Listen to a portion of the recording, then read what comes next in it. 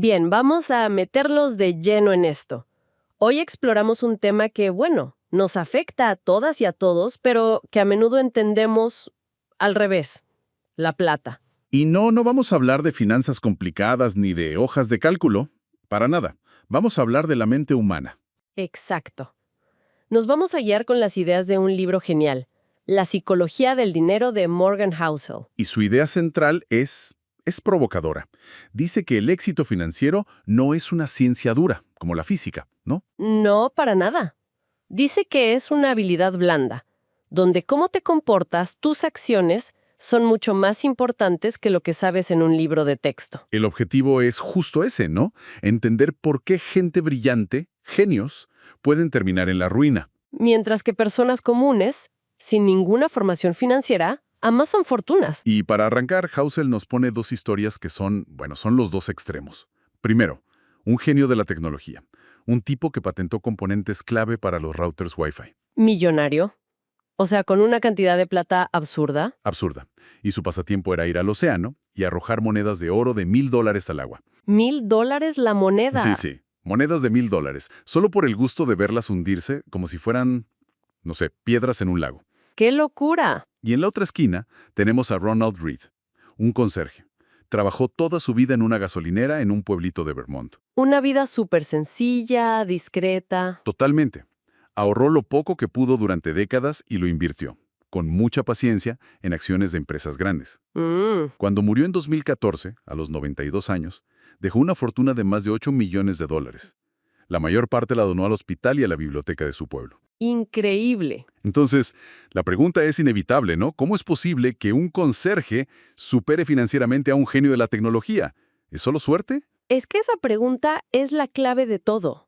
Y lo fascinante es que esto casi no pasa en ningún otro campo. Claro. O sea, nunca escucharíamos que un conserje hizo un trasplante de corazón mejor que un cirujano de Harvard. Imposible. El mundo financiero es de los pocos lugares donde alguien sin estudios, sin contactos, sin experiencia, puede ganarle a alguien con las mejores credenciales del mundo. Y eso demuestra la tesis del libro. De una forma brutal. El resultado financiero no depende tanto de la inteligencia, sino del comportamiento, de cómo manejas la codicia, el miedo, el ego y, sobre todo, la paciencia. Totalmente. Es un juego de emociones, no de algoritmos. Y eso me lleva a una de las ideas más fuertes del libro. La base de todo. Housel lo resume en una frase. Nadie está loco. Que a primera vista suena raro, ¿no? Porque vemos gente haciendo locuras con la plata todos los días. Claro, ¿a qué se refiere con que nadie está loco? Se refiere a que las decisiones que tomamos con nuestro dinero, por más irracionales que le parezcan a otro, tienen perfecto sentido para nosotros en ese momento, porque están filtradas por nuestras experiencias personales. Es como si cada uno viera el mundo por un agujerito distinto. Exacto. Housel da una estadística que es tremenda. Dice que tus experiencias personales con el dinero son, ponele el 0,0000001% de lo que ha pasado en el mundo. Una nada. Pero forman el 80% de cómo crees que funciona el mundo. Wow. Eso lo cambia todo. Claro, piensa en alguien que creció en la pobreza. Su idea de riesgo es totalmente distinta a la del hijo de un banquero rico. Lo que para uno es una oportunidad, para el otro es una amenaza a su supervivencia. O la inflación. Totalmente. Si creciste en los 60 en Estados Unidos, viste los precios triplicarse. Para ti el efectivo es basura, que se quema sola. Si creciste en los 90, con precios estables, lo ves como algo seguro. Ninguno está loco. Solo reaccionan a las lecciones que les dio la vida. Me acuerdo del ejemplo de John F. Kennedy. Él contaba que durante la Gran Depresión, sí, su familia se hizo más rica, contrataron más personal. Y él se enteró de que había una crisis nacional cuando lo leyó en un libro de historia en Harvard. Vivía en otra realidad. Y esto se ve directamente en cómo invertimos. Hay estudios que muestran que si en tu juventud el mercado de acciones subió mucho, es súper probable que inviertas en acciones toda tu vida. Claro, te queda esa marca, como el caso de Bill Gross, el rey de los bonos. Él mismo lo admitió. Su éxito se debió en gran parte a que su carrera coincidió con una caída de 40 años en las tasas de interés. Lo que hizo que el precio de los bonos no parara de subir. Para él eran una máquina de hacer dinero. Claro, Pero para la generación de su padre, que vivió una inflación altísima, los bonos eran incineradores de riqueza. Mismo activo, dos realidades opuestas. Y además es que todo esto es muy nuevo. Súper nuevo. El concepto de jubilación para todos tiene ¿qué? Dos generaciones. El Plan 401K en Estados Unidos es de 1978. Somos novatos en este juego. Por eso cometemos locuras. Ok, entiendo. Nuestras experiencias definen nuestra lógica. Pero volviendo al conserje, a Ronald Read, él no solo ahorró, sino que lo mantuvo por décadas. Y esto me lleva a otra idea clave del libro, la diferencia entre hacerse rico y mantenerse rico. Es que son dos cosas totalmente distintas, casi opuestas. Housel dice que para hacerse rico hay que tomar riesgos, ser optimista, exponerse.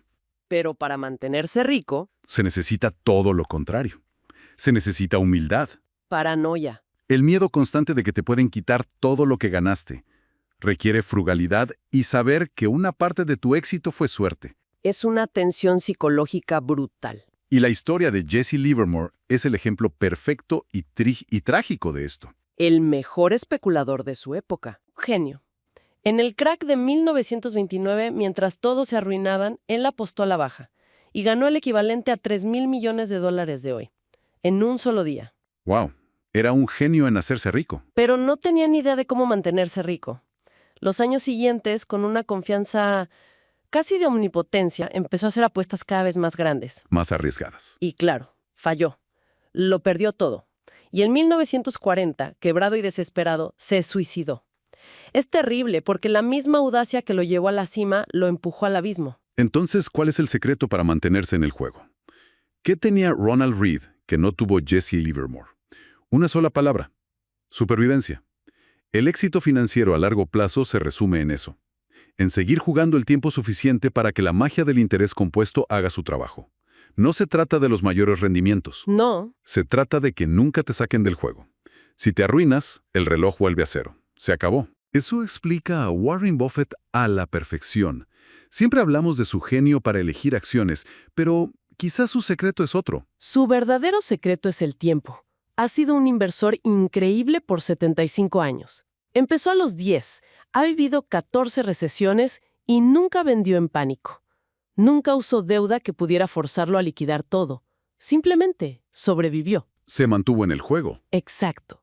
Hay una historia de Rick Guerin, que era el tercer socio de Buffett y Munger. Munger decía que Guerin era igual de inteligente que ellos, ¿Y qué pasó? que tenía prisa. En la recesión del 73, el mercado se desplomó y él estaba muy apalancado, con muchos préstamos. Tuvo que venderle sus acciones de Berkshire a Buffett por casi nada para pagar sus deudas. ¿Y se quedó afuera? Lo sacaron del juego. Warren y Charlie sabían que se harían ricos, no tenían prisa. Rick sí. Es increíble. La paciencia es una estrategia financiera. Y hablando de Buffett y el tiempo, esto nos lleva a algo que parece obvio pero que no entendemos bien: el poder del interés compuesto. Es que es una fuerza casi mágica. Housel lo ilustra comparando a Warren Buffett con Jim Simons. Simons es el fundador de Renaissance Technologies, ¿no? Un matemático brillante. Brillante. Desde 1988 ha tenido un rendimiento promedio del 66% anual. Es una locura. Buffett en ese mismo tiempo promedió un 22%. O sea, Simons es un inversor 3 veces mejor que Buffett. Técnicamente sí, Pero Buffett es mucho más rico. ¿Por qué? por el tiempo. Buffett tiene una fortuna de más de $100,000 millones. Simons de unos 30,000. La diferencia es que Simons empezó a ganar mucho dinero a los 50 años. Buffett empezó a los 10. Ha tenido mucho más tiempo para que el interés compuesto haga su magia. Muchísimo más. Más del 95% de la fortuna de Buffett se generó después de los 65 años. Su habilidad es invertir, sí, pero su secreto es el tiempo. Y esto conecta con la idea de las colas largas, ¿no? Que unos pocos eventos extremos son responsables de la mayoría de los resultados. Directamente. El capital de riesgo es el mejor ejemplo. Un estudio analizó 21,000 inversiones. El 65% perdieron plata. Un fracaso. La mayoría. Que tuvieron rendimientos gigantescos. Esos son los eventos de cola larga. O sea que puedes equivocarte la mayor parte del tiempo y aún así tener un éxito tremendo. Exactamente. Y no es solo en startups. Otro análisis del índice Russell 3000 mostró que el 40% de las acciones sufrieron una pérdida catastrófica. Casi la mitad. Sí, pero el índice en su conjunto creció muchísimo. ¿Por qué? Porque todo el rendimiento vino del 7% de las mejores empresas, que compensaron con creces todos los fracasos. La lección para una persona normal es liberadora. Totalmente. No tienes que acertar siempre. Es normal que muchas cosas fallen. Peter Lynch, uno de los mejores, dijo, si eres excelente en este negocio, aciertas 6 de cada 10 veces. Se puede hacer una fortuna estando equivocado el 40% del tiempo. Siempre y cuando tus aciertos sean lo suficientemente grandes. Me encanta esa idea. Quita muchísima presión. Pero todo esto de acumular riqueza nos lleva a un punto final que es casi filosófico. La idea de por qué queremos la plata. Housel lo describe con la paradoja del hombre en el coche. Es una observación brillante. Dice que cuando ves a alguien en un Ferrari, no piensas, ¡wow! ¡Qué tipo tan genial! No. ¡Wow! Si yo tuviera ese coche, la gente pensaría que yo soy genial. Es un giro sutil pero profundo. Usamos la riqueza para buscar la admiración de los demás. Pero la paradoja es que no funciona. La gente no te admira a ti, admira el coche. Y ahí es donde confundimos ser rico con la riqueza. Claro. Creemos que la riqueza son las cosas que vemos, los coches, las casas, pero eso no es riqueza, eso es gasto. Totalmente. La verdadera riqueza es lo que no se ve. Son los activos que no has gastado. Es el dinero que te da la opción de cambiar de trabajo o de afrontar una emergencia sin estrés. La riqueza es la flexibilidad, son las opciones. Es invisible. Ronald Reed, el conserje, es el ejemplo perfecto de esto. Tenía una riqueza inmensa, pero era invisible para todos, porque estaba en su cuenta de inversión, no en su garaje. Y el mayor obstáculo para acumular esa riqueza invisible es el veneno de la comparación social. Es un juego imposible de ganar. Siempre va a haber alguien con más. La única forma de ganar es no jugar. Es decidir que tienes suficiente. La historia de Rajat Gupta es la advertencia definitiva. El tipo era CEO de McKinsey. Tenía un patrimonio de $100 millones. Lo tenía todo. Pero no era suficiente para él. Se sentaba en el consejo de Goldman Sachs al lado de multimillonarios y se sentía pobre. Quería estar en ese club. Y esa ansiedad, esa necesidad de más, lo llevó a usar información privilegiada. Terminó en la cárcel. Arriesgó lo que tenía y necesitaba por algo que no tenía y no necesitaba. Es una tragedia. Gastarle dinero para mostrarle a la gente cuánto dinero tienes es la forma más rápida de tener menos dinero. Exacto. Entonces, resumiendo, el mensaje es claro. Nuestra relación con la plata es profundamente personal, moldeada por nuestras experiencias. Y la clave no es buscar los mayores rendimientos, sino sobrevivir. Sobrevivir el tiempo suficiente para que la paciencia y el interés compuesto hagan lo suyo. Y que la verdadera riqueza no es lo que gastamos, sino la libertad que nos da lo que no gastamos. Al final, la habilidad financiera más importante es saber cuándo dejar de mover la portería. Es definir tu suficiente. Me quedo con eso. Es un cambio de perspectiva muy poderoso. Y te dejo con una reflexión final. Quizás el objetivo de todo esto no es ser rico. Charlie Munger, el socio de Buffett, lo dijo de una forma que me parece perfecta. Mi objetivo nunca fue hacerme muy rico. Mi objetivo era ser independiente. ¡Wow! Tal vez ese sea el verdadero fin del juego, la independencia. La capacidad de despertarte cada mañana y poder decir, hoy puedo hacer lo que quiera. Y eso, creo, es algo sobre lo que vale la pena pensar.